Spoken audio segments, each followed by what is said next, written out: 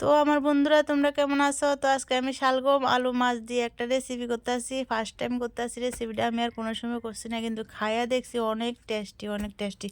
তো তোমরাও বাড়িতে করে খাইবা, আর আমার নতুন চ্যানেলটা সাবস্ক্রাইব করে দিবা, অলকা মিত্র ব্লগস কুকিং ব্লগস। তো দেখো, প্রথমে আমি শালগম ডিরে কাইটা লইছি, কাইটা ধুইয়া টুইয়া লইছি, আর এদিকে মাছও কাইটা ধুইয়া টুইয়া আনছি, হলদি লবণ মাখাইয়া নিয়েছি।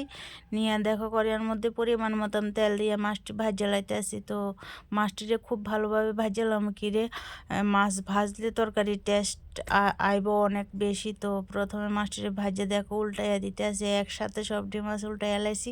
তো উল্টাইয়া পরে এটির মধ্যে ল্যাসটা উল্টাইতে আসে না, তবু এটা জোর করে উল্টাইয়া দিতে আসি। তো এরপরে দিয়ে তো বন্ধুরা আমি নতুন বয়স দিতে আসি, যদি কোনো প্রবলেম হয় বা মানে কোনো ভুল ত্রুটি থাকে তোমরা ক্ষমা নজরে দেখবা।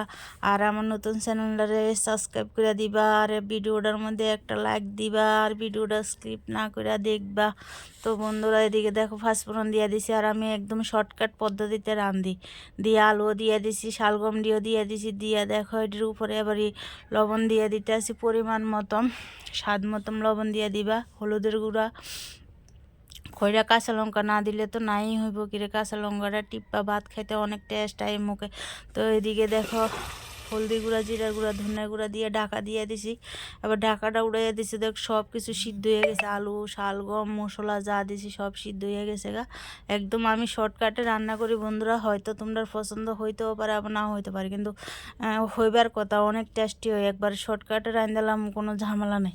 ভাজাভুজি করে রাঁধতে তো একটু প্রবলেম হয় না, তাড়াতাড়ি রাঁধতে লাগছে। তো এদিকে ধর ঝোল দিয়ে দিছি, ঝোলের কালারটা কত সুন্দর বন্ধুরা, মানে খেতেও অনেক টেস্টি হয়েছে। তো দেখো লাইরা সাইরা দিতে আসি সুন্দর করে।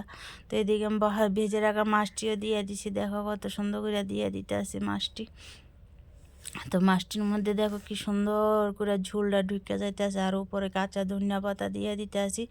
তো রেসিপিটা কেমন লাগছে কমেন্টে জানাইবা, আর তোমরা আরও নতুন নতুন রেসিপি দেবো। তো আমার বয়স দিতে একটু প্রবলেম হয়, কিরা আমার শ্বাসের একটু প্রবলেম আছে, তো তোমরা এটা ম্যানেজ করে নিবা।